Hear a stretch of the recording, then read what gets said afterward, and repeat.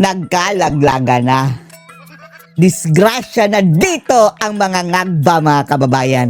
Dahil di ba, nauna na yung lumantad ang 18 na ex-armies, mga kababayan, na karamihan ay Marines. Tapos ang sabi pa ni Batibag, mga kababayan, ng NBI mismo na 100 plus pa ang posible pang lalabas pa.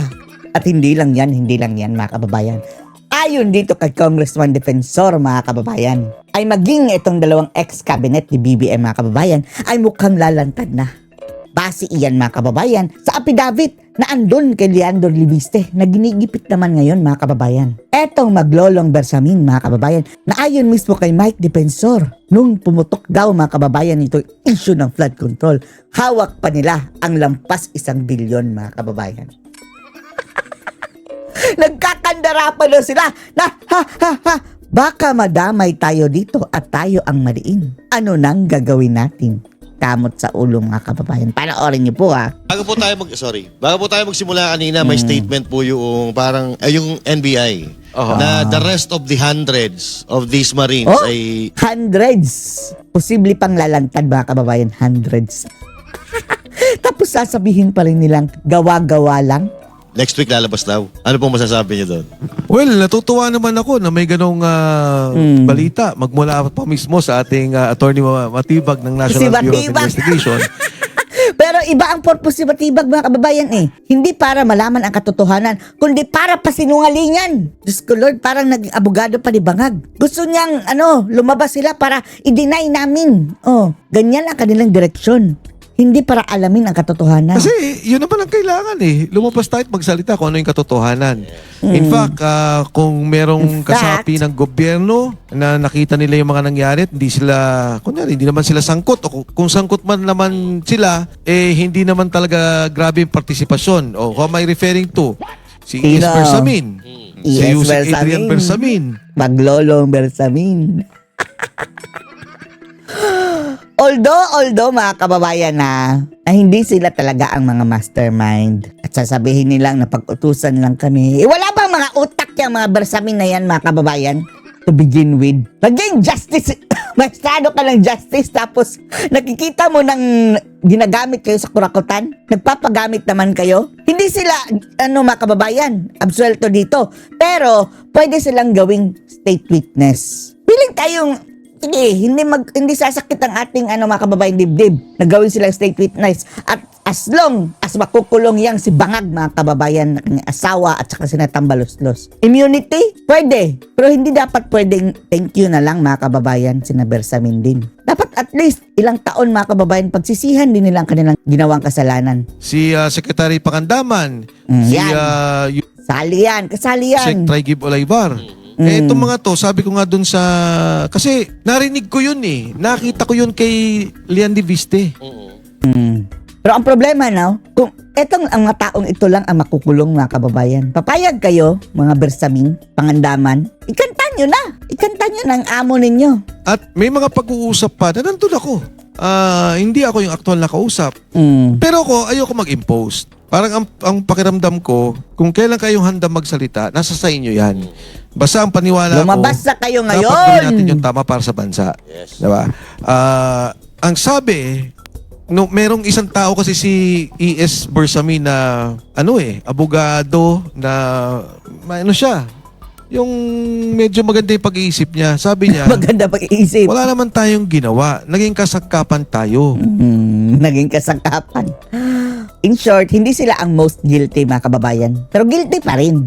Sige, Bersamin, habang mas maaga, mas mabuting kumanta ka na. Sabi niya, dapat sabihin na natin yung totoo. Kasi, pag natapos ang 2020, pag nangyari na yung 2028, nagpalit ng gobyerno, disgrasya madadamay tayo sa kasong yan. Disgrasya kayo, mga Sabi animal niya, kayo. madadamay tayo sa kasong yan, nakinasangkapan lang naman tayo. At nagpakasangkapan naman kayo. Ito, asan tayo dito kay Lucas, mga kababayan, visit na yan, Ayun pala, mga kababayan, sama-samang babangag sa maleta. So nagulat ako, nanggaling to sa staff mismo ni E.S. Pero Bersamin. pagkakanta ka, Bersamin, Yan din ang pag-iisip ni Adrian. Di ba na na utusan, pagkatapos ngayon sila yung madidiin. Oh, accessory sila. So, di ba sinasabi pa nga, parang naiwan pa sa kanila yung 1.2 billion pesos? Oh, 1.2 billion na iwan pa sa kanila. Aroy. Paano na yan? Kasi kung pumutok, Oh. nasa kanila eh. Hindi pa nila nadideliver eh. Oh, napakadelikado nun. Ano Talagang disgrasya kayo. Oh. Yan na. Pinasok nyo yan eh. Sige, linisin yung pangalan nyo. Ito na lang ang ambag nyo, Bersamin. Sabihin nyo ang totoo. Ilaglag nyo na ang mga bangag na yan. Dahil alam naman ng lahat eh. Kulang na lang yung ano talaga mga kababayan. First hand na testigo. Anong bagong update dito sa ating mga Marines na ito na wag na natin tawagin Marines. Baka sabihin na naman ng iba, mga security aid ni dating Congressman Zaldico. Yes, well, Banat, tama yung binanggit mo kasi yung kailan lang nagkaroon ng press conference na naman sila. Na sila na lang para humalip po sila sa media, sa mga vloggers, sa lahat, no, para magsalita kung ano yung detalye ng mga binanggit nila ng joint affidavit. Pero balikan ko yung binanggit mo nung una, sabi nila, di ba, oh, si Mike ang may alam dyan. Wala akong kaalam-alam sa ginawa nilang affidavit. Pero, nung nalaman ko na may ganitong lalabas, sabi ko kagad kay Tony Levy, tutulong ako sa inyo.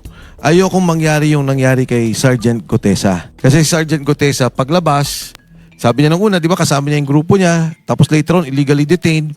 Alam mo, Banat, mga kasama, may ebidensya ako ng pangigipit kay Sergeant Gutesa. Pero hindi ko kailangang ilabas ngayon yan. At meron akong pinanghahawakan.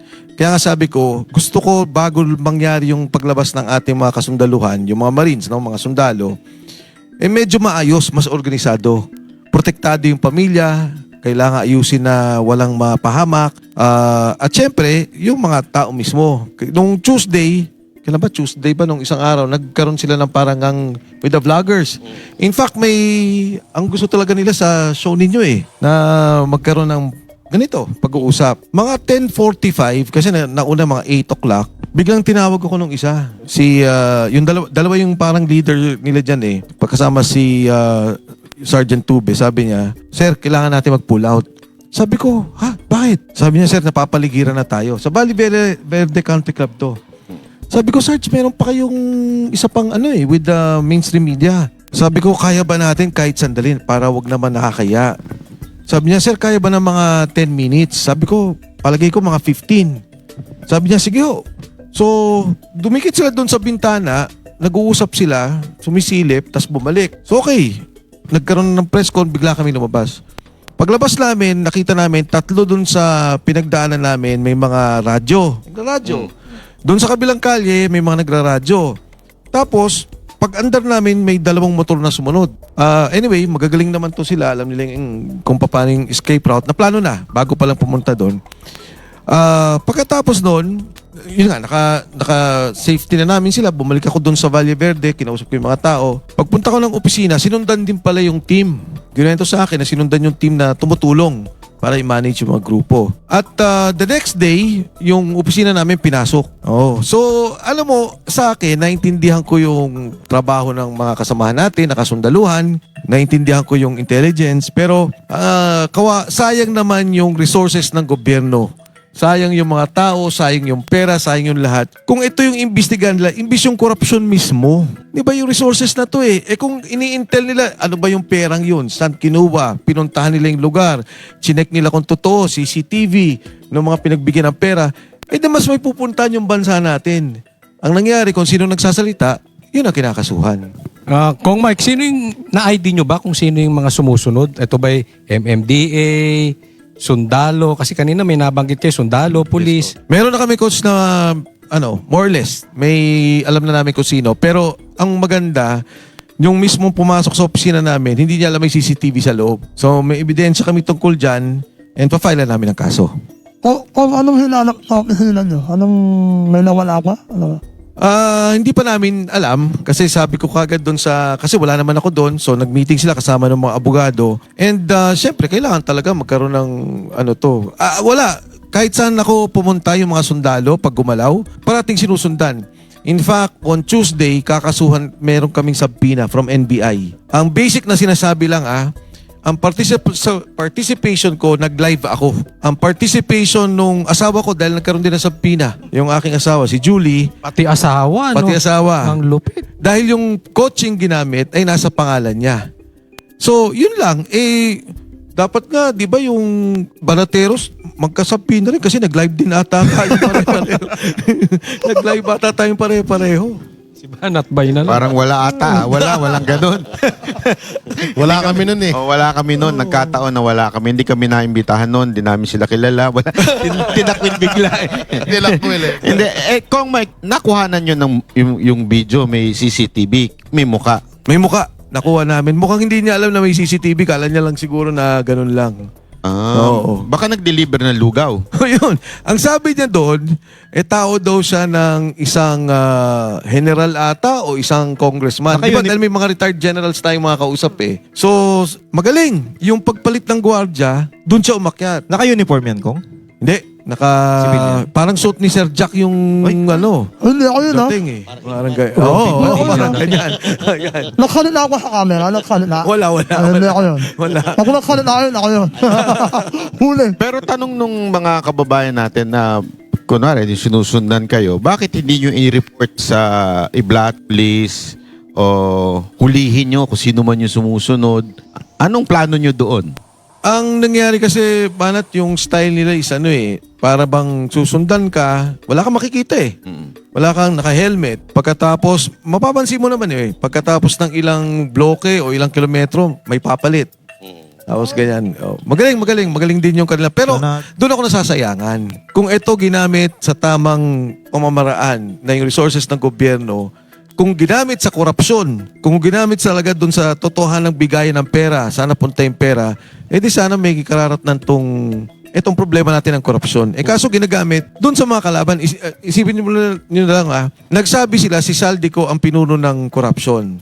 May kaso na sila kay Saldico. Mga tao ni Saldi to eh. Sila nagsabi, boss, kami nagdi-deliver ng pera, ito yung pinag-deliveran namin. Di ba dapat ang tanong, o dapat ang tignan, okay, kanino kayo nag-deliver? Okay, saan galing yan? Sino pang bossing nyo? Dahil dati sinasabi ko, 2 lang yung assistant ni Saldi. Ngayon ko lang napagtuntun dahil sa kanila, sa kwento nila, 5 pala. 5 yung assistant ni Saldi. Tapos ito nakakatawa. Sabi ko, minsan, kwentuhan ng mga sundalo, sabi ko, bakit to ba na, Sarge, sabi ko, bakit ba nagkakaroon ng picturean? Di ba pagka-picture, tapos ang daming picture eh. Yun pala, parang Lala Move tsaka Grab. Kunyari, nag-deliver ako kay Congressman Bay. Deliver. Proof of delivery. Pag picture, ibibigay dun sa EA ni Saldi, ibibigay din kay Kong. Boss, delivered na. Proof of delivery. Parang Lala Move tsaka Grab ang nangyari. Parang sobra ng normal yung delivery ng pera. Pero dito sa pagkakausap ninyo sa itong mga security na to, nakita nyo bang consistent ang kanilang kwento?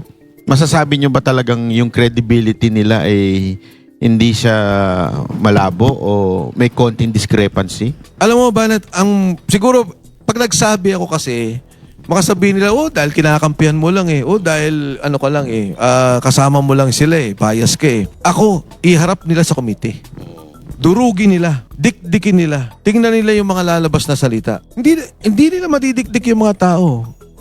Hindi mo makikita mo sa mata, sa pananalita, kung mauutal, kung nagkakagulo. Diba? Pero may tinanong ko, ito pa talaga nakita nyo? Akala ko kasi 1 beses. Sir, 3 yan. Ito nung una, ito kasama ko, ito gano'n. Nga paano nyo nalaman? Kami ho nagdala. Pag napansin nyo dun sa affidavit nila, sabi ko, bakit ba kasama nyo sa townhouse kay Speaker Martin Romualdez? Ang nangyayari pala, magpapadeliver si Speaker Martin. Nandun yung kotse nila o yung van, kung ano man dala nila sa sakyan. Sasabihin sa kanila, kunan mo ka ng 10 folder. Yung folder is 2 million dadalhin. Wala naman sila doon. Hindi nila nakikita yung binibigay. Pero nakita lang, iniwan nila. Andun sila sa labas. Makikita nila dala na ng congressman na dumating. Dala na ng congresswoman na dumating. Sasabihin na naman sa kanila, kunan mo ulit ako ng 20. Dadating na naman dun. Kaya nga sabi ko, kaya pala. Kasi di ba dapat ang thinking ko, kunyari, sinabi ko, dalan mo ka ng 200 na envelopes. Iwan nyo dyan. Ngayon, mga tao ko na take over. Hindi Sino nagpapakuha doon? Si Martin mismo? Martin mismo. Nagpapakuha sa kanila? Oo. sasabihin ni Speaker daw Martin na dalin mo, kunyari, ganito. Nandun sa affidavit. So, nandun yung van, nandun yung kotse, nandun yung EA. So, papasok, sasabihin, kunyari, venting envelope. Lalabas ngayon sila, kukuha sila doon. Sukyan, lalagay nila kay Speaker. Pag may kausap na, kung sino mang kausap na yon, ibibigay. Congressman daw ba yung mismong kumukuha? O mga EA Iba-iba lang? sila mismo. Kasi kausap din si Speaker. Nakita nila mismo si Speaker. Oo, Nakausap nila. nakita nila mismo. Kaya pala ang lakas ng loob din ng 18 Marines na magsabi ng ganyan kasi talagang na-actual talaga nilang nakikita. Yes. At actual na ginagawa at inuutos Yes. mismo ni Speaker Martin Romualdez. Ang nangyari pa kasi, sa pagbabalot pa lang, kasama na sila. Kita mo? Di ba? Kasi, pagbibilang ka ng pera, bawat isang ganito, lagyan ng ganitong daming pera. So, kasama rin naman sila dun eh. Tapos balot. Pag dumating doon sa lugar, ganun na eh. Kaya pag tinanong mo, casual na normal. May tinanong sila, sabi, bakit dun sa may eroplano, pinicturan nyo o sa ganito, hindi naman hindi naman delivery. Kumbaga, wala naman pinagdumi tao. Sabi nila sa akin, Sir, ngayon lang kasi kami nakakita ng ganong karaming pera na kung minsan, nakukunan talaga nila. And walang mali siya. Hindi nila inisip naman na aabot sa ganito eh. Wala naman nakapag-isip nun eh. It became so normal, it became so casual, and it was the standard operating procedure that everyone was doing it with impunity. Nang walang takot. Wala na silang katakot-takot. So kung hindi nila alam na itong mga pera na to nakaw. Hindi. Nung nangyari yung flood control scandal, babalik ko lang kay Gutesa. Sabi ni Gutesa sa akin noon, nagulat na lang ho kami na lumalabas yung flood control scandal. Tapos yung isa doon parang taga Bicol, naapektuhan yung pamilya, so ganon. So dito naman sa kanila, yun na rin yung nakita nila. Nag-uusap na sila eh, na ito pala yung pera. Pag tinanong mo sila, di ba, bakit si Saldico contractor naman eh? Lalo na yung matagal na kay Saldico. Yung iba kasi bago eh. Sabi nila, sir, tama yun, merong kami dinideliver na pera, isang maleta, 2. Pero ngayon lang namin nakita sa panahon ni BBM, ang 3 times a week delivery, 500 million minimum and 3 to 4 billion maximum. Ngayon lang sabi lang nangyari ito na 3 times a week ang delivery. Regular po yun. 3 times. Regular. Kaya umabot sila ng 90. 90 na sila ngayon eh. Nung simula ang skandalo at tapos yung nawala na si Saldico, umabot ang bilang nila ng 90 na katao. Pero saan nakuha ni Lacson yung 365 days daw na nagde-deliver? Di ba sabi ni Lacson kaya hindi makatotohanan dahil wala sa mathematics na 365 days, 500 million a day. Oo. So walang ganun. 3 times a week lang. I-mathematics na lang natin na para madali. 100 delivery ang sabi nila more or less. 110 ata. 110. Okay.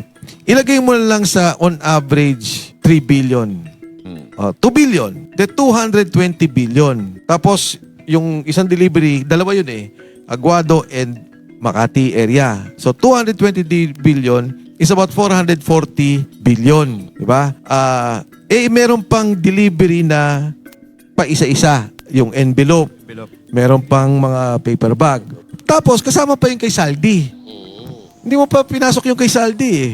So pag pinagsama-sama mo yun, talaga malaki yung pondo. Alam mo ba, tinanong ko sila. Sabi ko, abot pa sa computation natin yung 805? Sabi nung sundalo eh, Sir, sobra pa nga dun eh. Pagka pinagsama-sama natin lahat eh. So, talagang talagang talamak. Ngayon, pasukin ko naman yung argumento. Sige, pwede ba yun? Hindi pwede. Bakit natin i-discriminate o i-dismiss ka agad? Kesa tingnan natin kung ano bang katotohanan dun. May delivery pa talaga. Diba? Kung 800 billion, okay. Kung 300 billion, okay pa rin.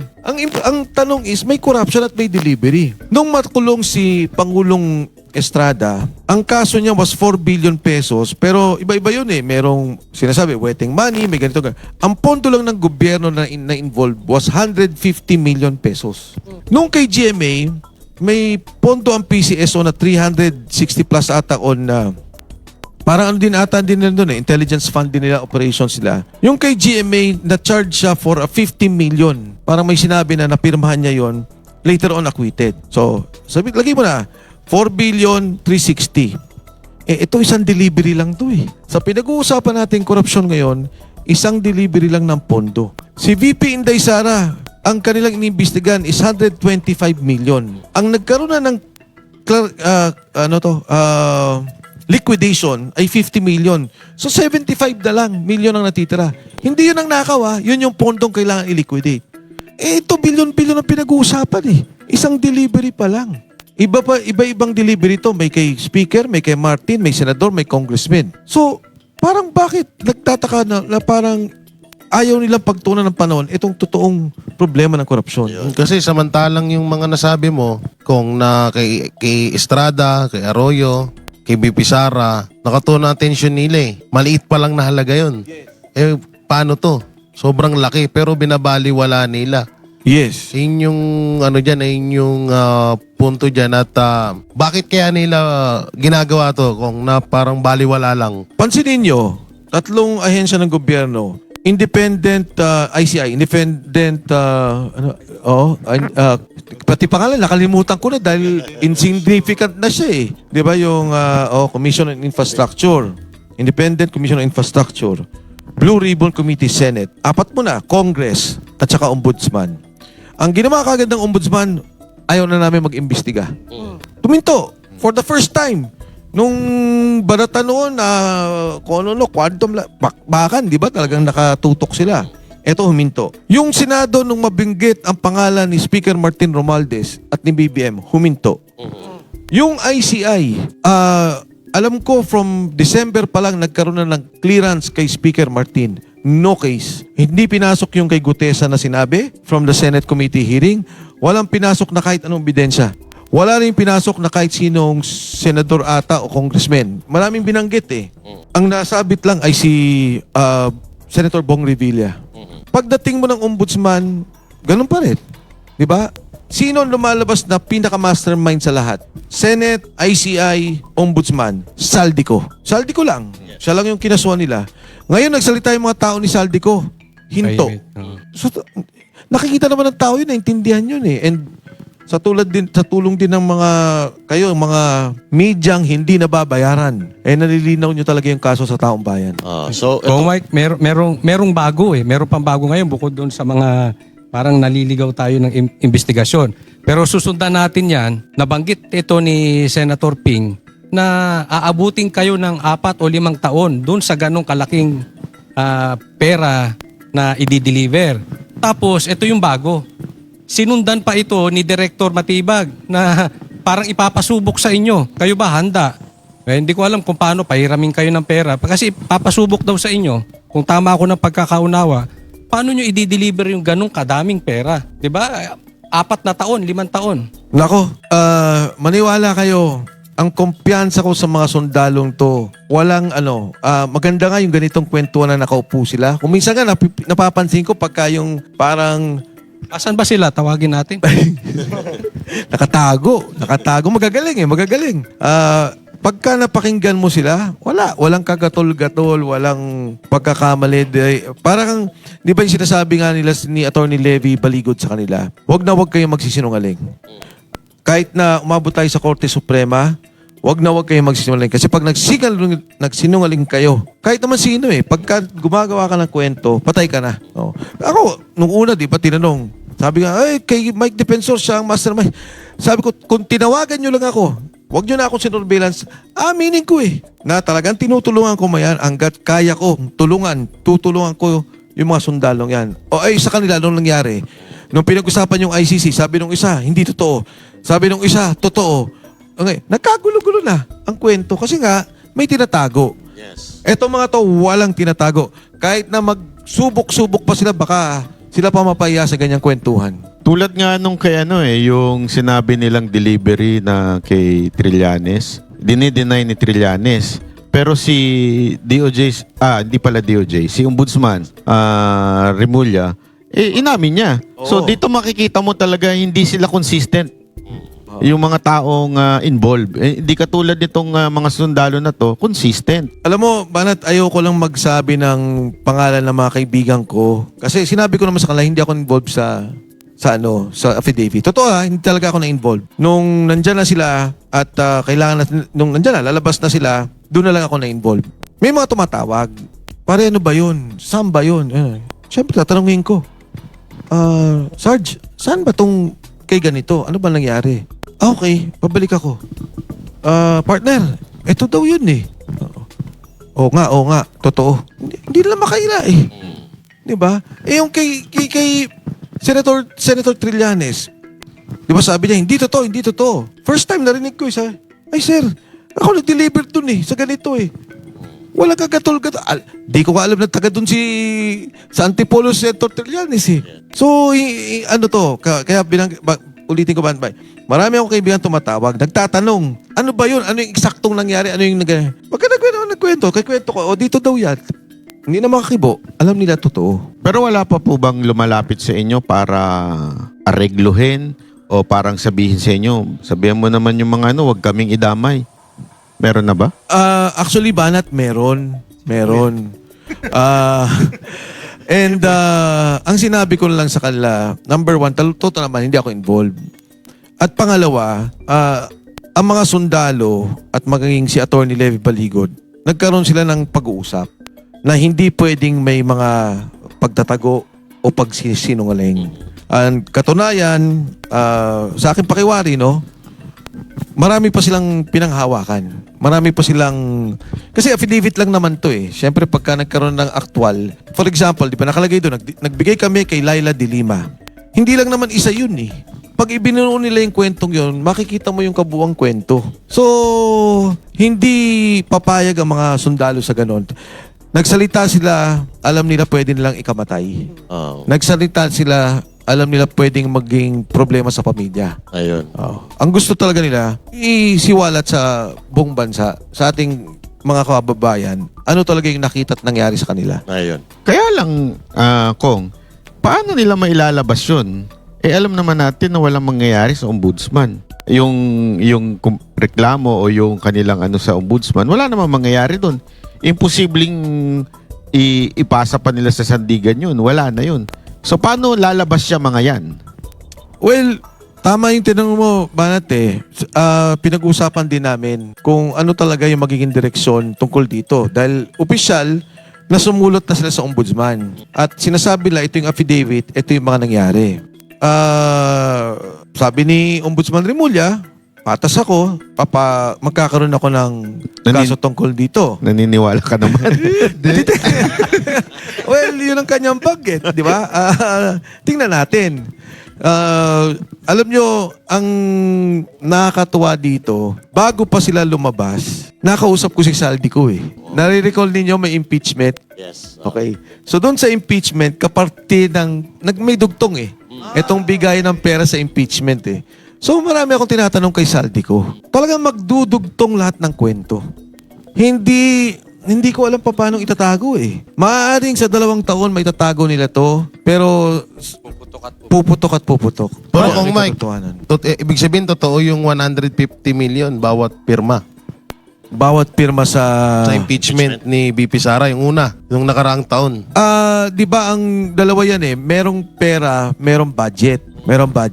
Ang nakita kasi ng mga sundalo yung budget eh, yung pera. Oo. Wala naman sila alam dun sa may inabot na saro, kung ano man. Hindi nila talaga nakita yun. Sana ba magkaroon ng coach ng pagkakataon sila sa inyo. No, magkwentuhan kayo ng relax. Makikita nyo kung gaano kadiin at kasinsin yung kwento. Hindi, yung kay Saldi ko yung tinutukoy ko kasi sabi niyo diba Yes. nagkausap kayo. So nasabi po ba ni Saldi ko na totoo yung bigayan ng Yes. pera sa pirma sa Yes. impeachment? Yung allocation na dagdag sa mga pondo, totoo. Inamin naman ni Saldico doon sa impeachment eh. Tsaka ito, Kong, no, nakita natin yung statement nito ni Ombudsman Remulla regarding dito sa 18 Marines, no. Parang medyo negative. Parang hindi siya umaayon dito sa mga revelasyon.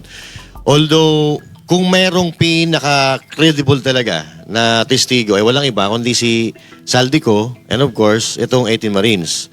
So now, ano po yung expectation nyo? Kasi medyo positive pa rin kayo kaya Ombudsman Boying Remulla. ano po ang ini-expect nyo? Halimbawa, isiniwalat nitong 18 Marines. Ano po ang ini-expect nyong gagawin ni Ombudsman Remulla? Alam mo, hindi siguro positive is yung term no sa aking Patas nga ba? Patas nga ba? Ang aking kasi, ang legal na pamamaraan batay sa ating batas at sa ligang batas ay sa ombudsman. Yes. Ang proseso ng investigasyon maaari ding magkaroon sa Kongreso at sa Senado. Kaya wala tayong bilang taong bayan, wala tayong ibang magagawa kundi respetuhin ang prosesong yon. Pero ako naniniwala may hangganan din ang pananaw, ang dibdib, yung pag-iisip ng ating mga kababayan. Nangyari na yan ng 2 beses sa kasaysayan natin. EDSA 1, pinoklama si Pangulong Marcos. Nag-oath na siya na presidente sa legal. Oh, sabi ng taong bayan, hindi. Mali yan, nandaya ka, o kung ano man naging protesta ng EDSA 1, nung lumabas na si Secretary Enrile at si General Ramos, nagkaroon ng protesta. EDSA 2, nagkaroon ng impeachment kay ERAP, ayaw buksan yung second envelope. Lumabas ang taong bayan, nagpulong-pulong sa EDSA, nagalit. At pagkatapos sabi ng military, nagwi-withdraw kami ng support. Ang sabi ng Korte Suprema, constructive resignation. Naniniwala pa rin ako, katulad nung kay Cory, sumama siya sa eleksyon, nagkaroon ng eleksyon, kay Pangulong ERAP, nagkaroon ng proseso ng impeachment. Dumaan tayo sa tama at legal na proseso. Pero naniniwala ako, at hindi lang naman ako, kundi ang taong bayan, sa huli, ang magdidesisyon kung anong nais nila mangyari. Comment na lang ako, wala na tayong pag-asa, wala na hawak ng kaso na yan, wala na talaga, no? Sa pag-asa na sinasabi mo, equal power, yun na lang talaga yung pag-asa natin. Ako, Sir Jack, mapataka mamaya, ano na naman tayo, sa pina tayong dalawa Baka ulit. naman tayo. Di ba na, karangalan ko makasama ka. Kung Kaya tayo naman makasama ka. dalawa. Maliliit pa yung anak ko. Pero yung tanong ko, yun na lang pa yung solusyon. Well, ayoko magsabi ng ito lang ba yung solusyon, pero ako, harapin ko yung legal na proseso, harapin ko yung pamamaraan kung ano yung dapat natin Kasi gawin. kung may, nakikita ako sa mga nangyayari yun. Alam naman na yung katotohanan, ayaw nilang kunin yung kaso eh. Basta meron po tayong disclaimer, ang opinion ng isang host ay hindi opinion Ay, oo. ng lahat ng host. Malinaw? Opinion ko lang na opinion kasi yung power eh. Malay ko ba? Waka yun yun. Biro-biroan lang po yan, huwag nyo kami siniseryoso. Okay?